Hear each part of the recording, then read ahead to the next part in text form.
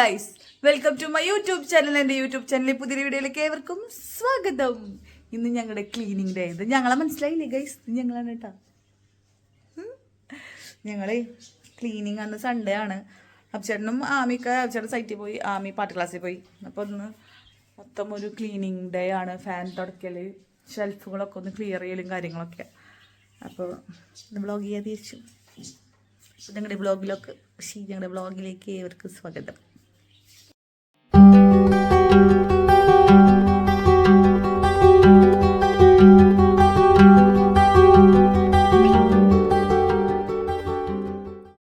Cleaning ഇഷ്ടപ്പെടുന്നവരുണ്ടോ guys? എനിക്ക് cleaning എന്നുള്ള പ്രോസസ്സ് ഉണ്ടല്ലോ, അത് ഭയങ്കര, നമുക്ക് ആ ട്രാക്കിലോട്ട് വന്ന് വീഴാൻ എനിക്ക് ഭയങ്കര ബുദ്ധിമുട്ടാണ്. പക്ഷെ ആ ട്രാക്കിലോട്ട് വന്ന് വീണ് കഴിഞ്ഞാൽ എനിക്ക് പ്രാന്താണ് ഗൈസ്. പിന്നെ എനിക്കത് അടുക്ക് പെറുക്കി വെക്കാണ്ടൊരു സമാധാനം ഉണ്ടാവില്ലേ, ആ ഒരു ടൈപ്പ് ഓഫ് ആളാണ് കേട്ടോ. തുടങ്ങിക്കിട്ടാൻ ഇച്ചിരി പാടാ. പക്ഷെ പിന്നെ എനിക്ക് വീട് മൊത്തം ക്ലീൻ ചെയ്ത് ആ ഒരു ഫ്രഷ്നെസ് ഫീൽ ചെയ്യുന്നു, തണുത്തൊരു ഫീല് തോന്നുന്നില്ലേ, ആ ഒരു ഫീല് കിട്ടുന്നവരെ ക്ലീൻ ചെയ്യുന്ന ഒരാളായിരുന്നു കേട്ടോ ഞാൻ. പക്ഷെ ഇപ്പോൾ കറൻ്റ്ലി എനിക്ക് എല്ലാം കൂടെ ചെയ്യുമ്പോൾ ഭയങ്കര സ്ട്രെസ്സാണ് കേട്ടോ. നമ്മളിപ്പോൾ യൂട്യൂബും കാര്യങ്ങളൊക്കെ ആയിട്ട് ഇപ്പോൾ ഷോപ്പിലും പോകുന്നുണ്ട്. അപ്പോൾ അതിൻ്റേതായ കുറച്ച് ബുദ്ധിമുട്ടും കാര്യങ്ങളൊക്കെ ഉണ്ട്. പിന്നെ ഇപ്പോൾ എൻ്റെ ലൈഫിൽ ചെറിയൊരു അപ്ഡേഷൻ കാര്യങ്ങൾ വന്നിട്ടുണ്ട്, അത് ഞാൻ പിന്നീട് പറയാം. വീട് ക്ലീൻ ആയിട്ടിരിക്കുക എന്ന് പറയുന്നത് ഭയങ്കര ഇമ്പോർട്ടൻ്റ് ആയിട്ടുള്ള കാര്യമാണ് കേട്ടോ. പക്ഷെ അതിൽ ഒരുപാട് സ്ട്രെസ് എടുത്ത് ചെയ്യാന്നുള്ളത് ഇപ്പം ഞാൻ ഉദ്ദേശിക്കുന്നില്ല. ആദ്യമൊക്കെ ഞാൻ വിചാരിക്കും ഓരോ സൈഡിൽ നിന്ന് നമുക്ക് ചെയ്തു തുടങ്ങാമെന്ന്. പക്ഷെ എന്താണെന്ന് വെച്ചാൽ ഇപ്പം നമ്മൾ വീട്ടിൽ സ്ഥിരം ഇരിക്കുന്നവരാണെന്നുണ്ടെങ്കിൽ നമുക്ക് അതിനൊക്കെ ഇഷ്ടം പോലെ സമയം ഉണ്ടാവാറുണ്ട് കേട്ടോ. പക്ഷെ ഞാൻ ഉച്ചവരെ കടയിൽ പോയി, അത് കഴിഞ്ഞ് വന്ന് എനിക്ക് വീഡിയോ അപ്ലോഡ് ചെയ്യാനുണ്ടാവും, പിന്നെ ആദ്യം ട്യൂഷനൊക്കെ കൊണ്ടുവന്നാക്കാണ്ടാവും, പിന്നെ വീഡിയോസ് കാര്യങ്ങൾ എടുക്കാനുണ്ടാവും, ആമീനെ ഡാൻസിന് കൊണ്ടുവന്നാക്കാണ്ടാവും. അങ്ങനെ നമ്മൾ കണ്ടിന്യൂസ്ലി എന്തെങ്കിലുമൊക്കെ ചെയ്തുകൊണ്ടിരിക്കുന്നതുകൊണ്ട് ആ ഒരു ക്ലീനിങ്ങിൻ്റെ പ്രോസസ്സിലോട്ട് വന്ന് വീണ് കഴിഞ്ഞാൽ പിന്നെ മറ്റെന്തെങ്കിലുമൊക്കെ ചെയ്യാൻ എനിക്ക് ഭയങ്കര മടിയാണ്. അപ്പോൾ അതുകൊണ്ട് തന്നെ സൺഡേസിലാണ് നമുക്ക് ഇത്തിരി കൂടി സമയം കിട്ടുക. എന്നാൽ സൺഡേസിലാണ് നമുക്ക് എവിടേക്കെങ്കിലും പോകാനുള്ള ടൈം കിട്ടുക. അതുകൊണ്ട് തന്നെ ക്ലീനിങ്ങിനായിട്ടുള്ളൊരു ടൈം മാറ്റി വെക്കാനായിട്ട് ഇത്തിരി ബുദ്ധിമുട്ടായിരുന്നു കേട്ടോ. അപ്പോൾ പിന്നെ ഞാൻ ചിന്തിക്കും വല്ലവരെ ഹെൽപ്പിന് വെച്ചാലോ. പക്ഷെ എനിക്കുണ്ടല്ലോ വേറൊരാളെ കൊണ്ട് ചെയ്യിക്കാനുള്ളൊരു കഴിവില്ല. പക്ഷെ ഞാനിപ്പോൾ ചിന്തിക്കുന്നുണ്ട് കേട്ടോ, നമുക്ക് ഒരാളും കൂടെ നമ്മുടെ കട്ടയ്ക്ക് ചെയ്യാൻ കൂടെ ഉണ്ടെന്നുണ്ടെങ്കിൽ ഒന്നും കൂടി സ്പീഡായിട്ട് കഴിയുമല്ലോ. എൻ്റെ കൂടെ ഈ വീട്ടിൽ ഇങ്ങനെ എല്ലാത്തിനും കൂടെ നിൽക്കുന്ന ഒരാൾ ആദ്യമാണ് കേട്ടോ. ആമി ഇച്ചിരി മടിച്ചാണ് ഈ കാര്യത്തിലൊക്കെ. ആമീനെ അങ്ങനെ കിട്ടലില്ല ക്ലീൻ ചെയ്യണം. അവൾ വീട്ടിലുണ്ടെങ്കിൽ തന്നെ അവൾ പറയും എനിക്ക് പഠിക്കാണ്ടെന്ന് പറയും കേട്ടോ. മെയിനായിട്ട് ആദ്യമാണ് എൻ്റെ കൂടെ നിൽക്കുക. ഇവനാണെങ്കിൽ ചെറിയ ഡസ്റ്റ് അലർജിയും കാര്യങ്ങളും ഉണ്ട്, തുമ്മൽ വരും, അവന് ജലദോഷമൊക്കെ വരും. അപ്പം ഞാൻ മൊത്തത്തിൽ ഇപ്രാവശ്യം മാസ്കും തൊപ്പിയും എല്ലാം വെപ്പിച്ചിട്ടാണ് കേട്ടോ ഇന്ന് എൻ്റെ കൂടെ നിർത്തിയത്. തന്നെ ചെയ്യുമ്പോൾ ഒരു മൂഡില്ലാന്നേ. ഞങ്ങളാണെന്നുണ്ടെങ്കിൽ ഇന്ന് ഉറക്ക പാട്ടൊക്കെ വെച്ച് അങ്ങനെയാണ് കേട്ടോ ഇന്നത്തെ ഒരു ക്ലീനിങ്ങിൻ്റെ പ്രോസസ്സിലോട്ട് കടന്നത്. പക്ഷേ അതിൻ്റെ ഒരു ചെറിയ പ്രശ്നം ഉണ്ടായിരുന്നു. കാരണം ആദ്യയുടെ ഫുള്ള് കോൺസെൻട്രേഷൻ ടി വിയിലായിരുന്നു. എന്നെ സംബന്ധിച്ച് എനിക്ക് ടി വിയിലുള്ള വിഷ്വൽ ഇതിനേക്കാളും എനിക്ക് കേട്ടാൽ മതി. പാട്ട് കേട്ട് പണി ചെയ്യാൻ ഭയങ്കര ഇഷ്ടം. അപ്പം ഞങ്ങളതിൽ ഉറക്ക പാട്ടൊക്കെ വെച്ചിട്ടായിരുന്നു കേട്ടോ അന്ന് പണികൾ ചെയ്യുന്നുണ്ടായിരുന്നത്. അപ്പം എൻ്റെ ഒരു ഉദ്ദേശം എന്നുണ്ടെന്നുണ്ടെങ്കിൽ ഫാനൊക്കെ ഒരുപാട് പൊടിയായിട്ടുണ്ട്. അന്ന് സ്ഥിരം യൂസ് ചെയ്യുന്ന ഏരിയാസിലൊക്കെ ഫാൻ പെട്ടെന്ന് പൊടി പിടിക്കും. നന്നായി പൊടി വരേണ്ടതെന്ന് എനിക്കൊരു എത്തും പിടിയില്ല കേട്ടോ. പക്ഷെ പൊടി നന്നായിട്ടുണ്ട്, അത് നല്ല പൊടി.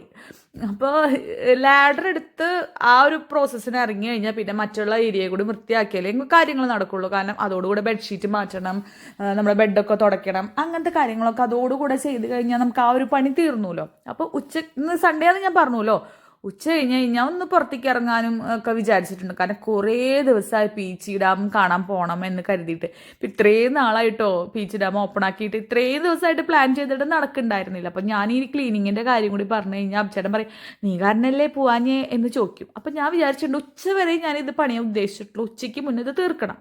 അപ്പോൾ അതുകൊണ്ട് തന്നെ കുറച്ചൊരു പ്ലാനിങ്ങിലാണെന്നും ഞാൻ കാര്യങ്ങൾ ചെയ്യേണ്ടായിരുന്നു. ഫസ്റ്റ് ഞങ്ങൾ ലിവിങ്ങിൽ നിന്ന് തുടങ്ങി കേട്ടോ.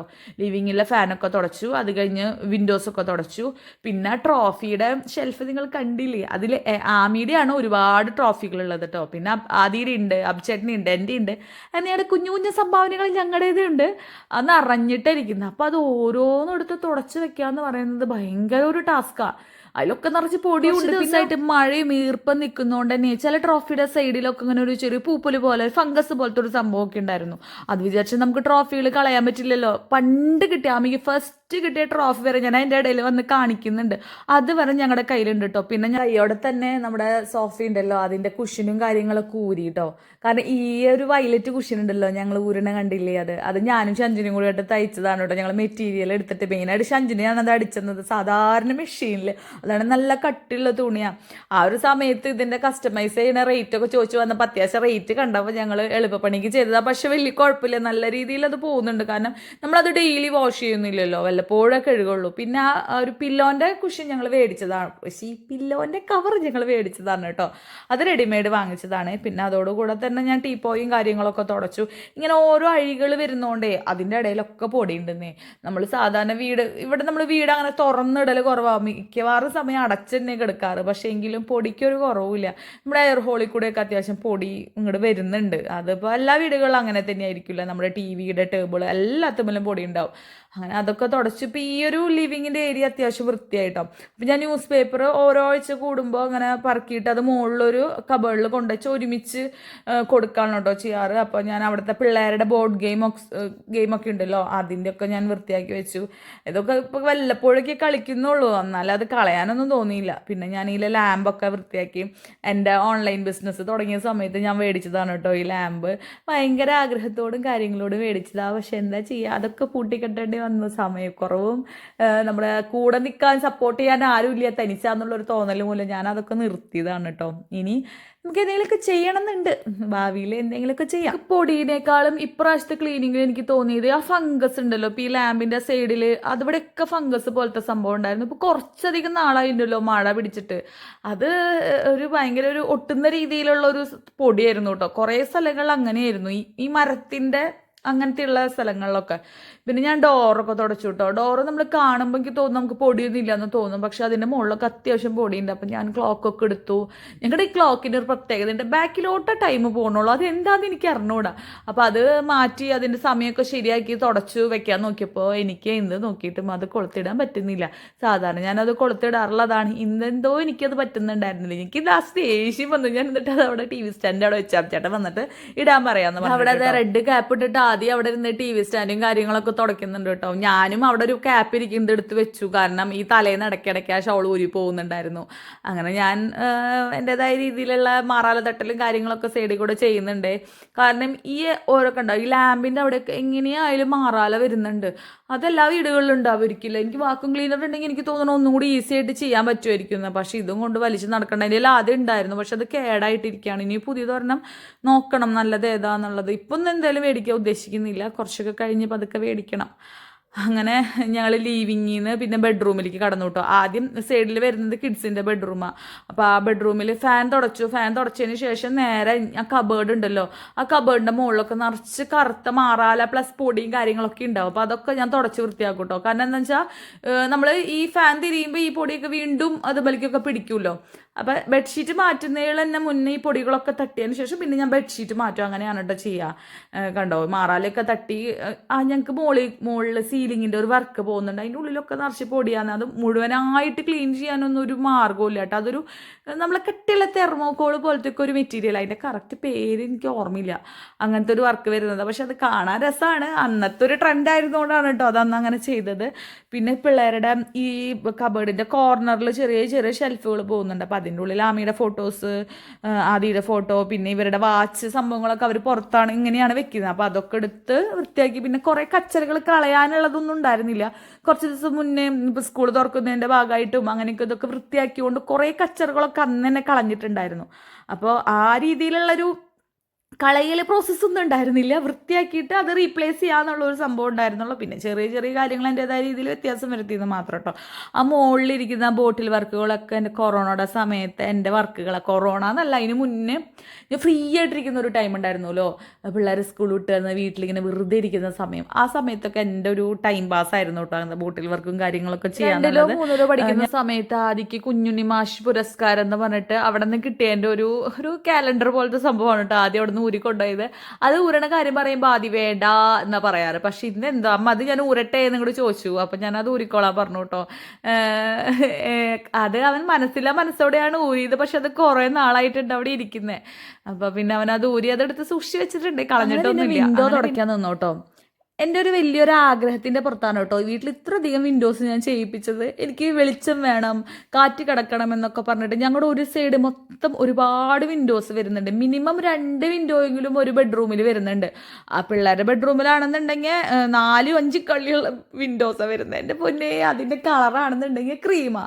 അത് തുടച്ച് വൃത്തിയാക്കണം. ശരിക്കും നല്ല പെർഫെക്റ്റായിട്ട് വൃത്തിയാക്കണം എന്നുണ്ടെങ്കിൽ നമുക്ക് ഒരു ദിവസം മൊത്തം നിന്നാൽ തുടയ്ക്കാനുള്ള വിൻഡോസ് ഈ വീട്ടിലുണ്ട് കേട്ടോ. എളുപ്പമല്ല.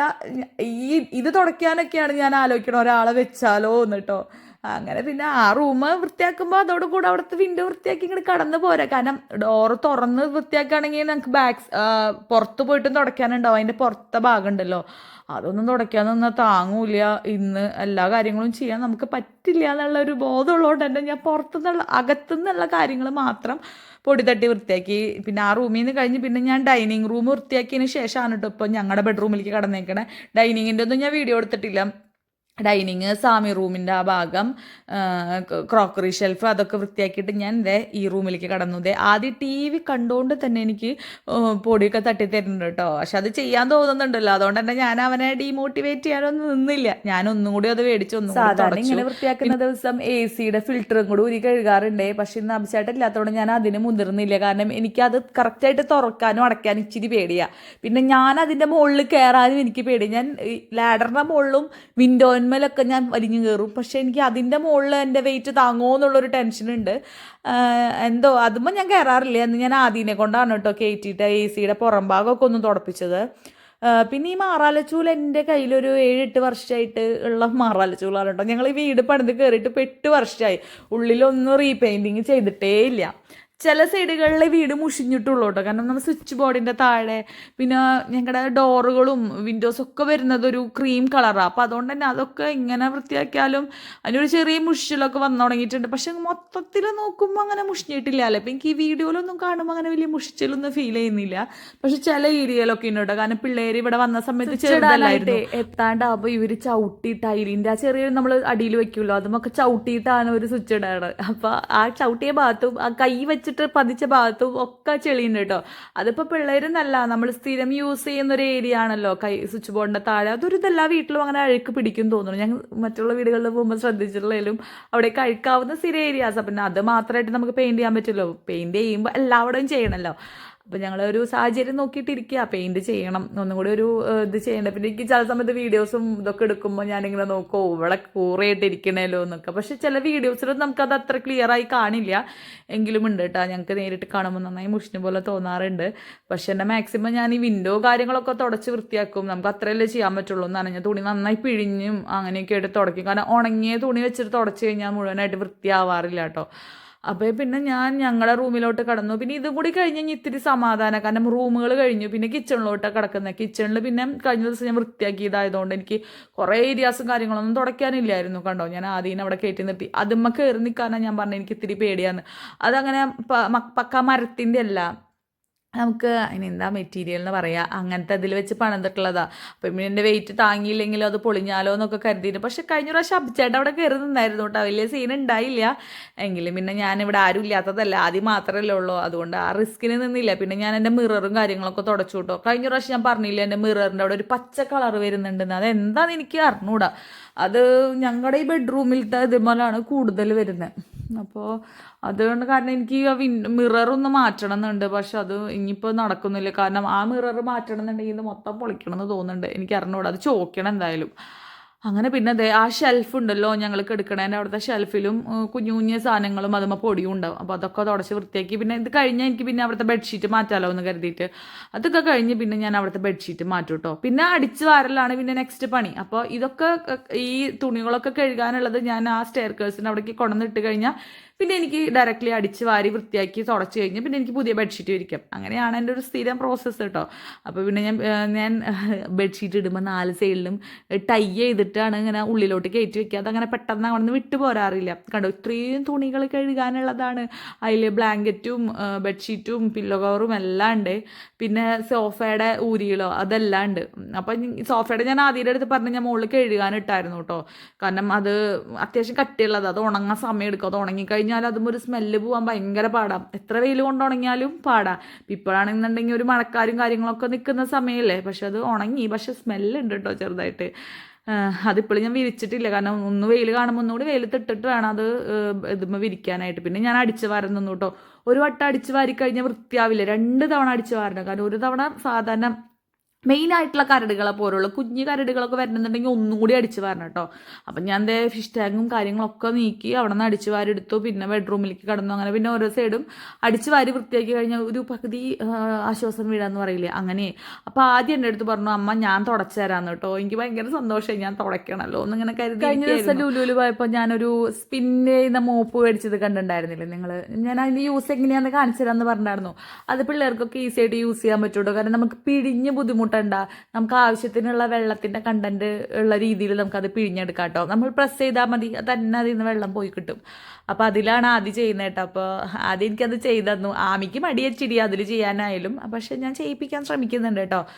അങ്ങനെ ഇതോടുകൂടെ അടിച്ചുവാരലോടുകൂടെ എൻ്റെ പണികൾ ഇവിടെ തീരാണ് കേട്ടോ. കാരണം അവൻ തുടയ്ക്കുന്ന സമയത്ത് എനിക്ക് ബാക്കിൽ കുറച്ച് പണികൾ ചെയ്യാനുണ്ടായിരുന്നു. കണ്ടോ, ഇതിലാണ് നമുക്ക് ആ തിരിയണതിൽ വെച്ച് കഴിഞ്ഞാൽ വെള്ളം ഓട്ടോമാറ്റിക്കലി പോകും. പിന്നെ നമുക്കത് ടൈറ്റ് ചെയ്ത് കഴിഞ്ഞാൽ നമുക്ക് ഈസി ആയിട്ട് തുടയ്ക്കാൻ പറ്റും. ആദ്യം അത്യാവശ്യം നല്ല രീതിയിൽ തുടച്ചു തരും കേട്ടോ, കാരണം കട്ടിലിൻ്റെ അടിയിലൊക്കെ നല്ല വൃത്തിയൊക്കെ കഴിഞ്ഞു. ഞങ്ങൾ ഇത്ര ക്ലീനിങ് എന്ന് ഞാൻ ഉദ്ദേശിച്ചിട്ടുള്ളത്, കാരണം അല്ലാണ്ട് ഇതായി കഴിഞ്ഞാൽ ഭയങ്കര സ്ട്രെസ്സാണ്. പിന്നെ ഇന്ന് മൊത്തം മാറാല തട്ടലും ഫാൻ തുടയ്ക്കലും സെറ്റിയുടെ ഒക്കെ അടിയിൽ പൊടികളുണ്ടാവല്ലോ അതൊക്കെ തുടച്ചു. ആദ്യം എനിക്ക് തുടച്ചു തന്നു കേട്ടോ. ഞാൻ അടിച്ചു വാരി ക്ലീനായി. എനിക്ക് വിശക്കുണ്ട്, ഞാൻ ഫുഡ് കഴിക്കാൻ പോവാം. മുകളിൽ എനിക്ക് കുറച്ച് തുണികൾ കഴുകാനുണ്ട്. അപ്പോൾ ഭക്ഷണം കഴിച്ചു കഴിഞ്ഞിട്ട് തുണികൾ കഴുകിയിട്ട് അതോടുകൂടെ കുളിക്കാമെന്ന് വിചാരിച്ചു. അല്ലെങ്കിൽ എനർജി ഇല്ല. കുറേ നേരം തുണികൾ ഇങ്ങനെ തുണി പിഴിയില്ലേ നമ്മളിപ്പോൾ ക്ലീനിങ്ങിന് വേണ്ടിയിട്ട്, കൈയൊക്കെ ഇങ്ങനെ കഴയ്ക്കുക.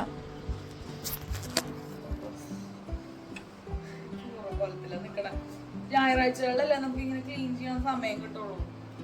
അതുകൊണ്ടാണ് ഞാൻ തല ഇതൊക്കെ കെട്ടിയിട്ടാ കുളിച്ചേക്കാനും. ഞാൻ ഇന്നലെയൊക്കെ തല നന്നായി വാഷ് ചെയ്തത്. അപ്പം ഷോളൊക്കെ വെച്ച് കെട്ടി അങ്ങനെ കുളിച്ചു. അങ്ങനെയാണ് തുടയ്ക്കാനൊക്കെ നിന്നത്. അതുകൊണ്ട് അങ്ങനെ മേലൊന്നും വല്ലാണ്ട് അഴുക്കായിട്ടില്ല. ഞാൻ വേഗം പണികൾ തീർക്കട്ടെ. ഞങ്ങൾ ഭക്ഷണം, ഞാൻ ഫുഡ് ഇന്നലത്തെ ചിക്കൻ കറി ഉണ്ട്, മീൻ വറുത്തു, ചോറും ഊറ്റി വെച്ചിട്ടുണ്ട്. അപ്പോൾ വേഗം ഫുഡ് കഴിക്കട്ടെ.